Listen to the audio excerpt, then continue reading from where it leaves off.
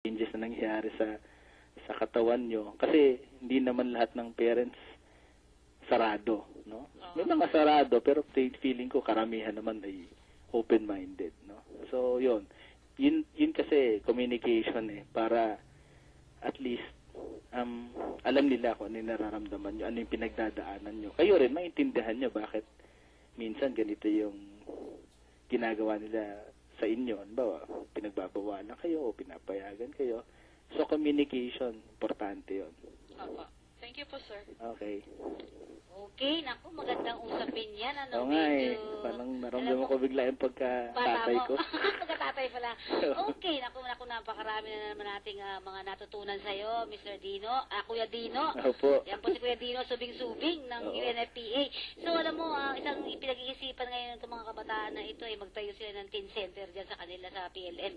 Actually, maganda yung konsulta sila dun sa office ng guidance and counseling para malaman din ng administration. Kasi mas safe kung halimbawa mas safe na suportahan ng eskwela yung mga teen centers kasi yung bayaan lang nila yung mga kabataan minsan kung saan napupunta, di ba? So siguro yung poverty marami talaga pwedeng tugunan, no? So ibig sabihin kung sama-sama ang bawat isa mamamayan ng bansang ito, halimbawa ng Pilipinas, medyo maiibsan ng konti ang problema pagdating sa usapin ng kahirapan, ano? Okay. Saka pagpa-plugging ako. Yes, sige. Next sa November 20, yung ating 7th usapang PACDEV Media Forum. No? Kailan ito? November? Tuesday, November 20. No? Almost less than a week from now. Ang topic natin dyan ay migration. Okay. So, tama-tama. Very OFW, di ba?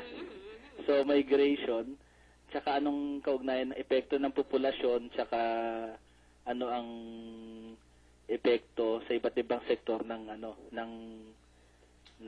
usapin ng migration. So doon kapartner natin sa forum na yun, syempre the Forum for Family Planning and Development ni Sir Ben De Leon.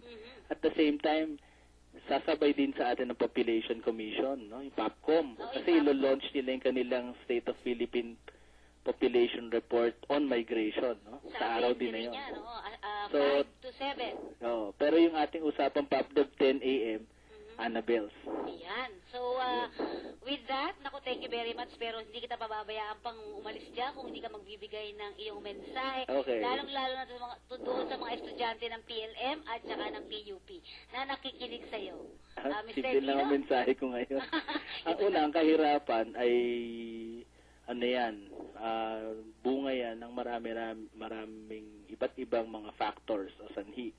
Isa dito yung populasyon. Isa dyan yung distribution of wealth. Isa dyan yung resources, no? Magkakaroon ng resources. Pero,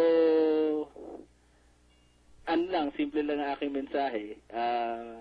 Pwede ka maging part ng problema o pwede ka maging part ng solution. Yun lang po. Aking at magandang takip silim ulit sa inyong lahat. Magandang hapo. Gabi na. Gabi na pala. Magandang gabi sa iyo, Kuya Dino. Yan po ang ating Information Coordination Officer ng UNFPA. Thank you very much sa iyo, Kuya Dino. Alright. Sige. Sa mga susunod pa ulit, ha? Okay, sa susunod. Okay, thank you sa abala, ha? Salamat po. Okay, salamat po. Okay. At muli po ito inyong lingkod, Freddy Demos para sa Kakampi Online. Thank you very much sa inyong lahat. Yes.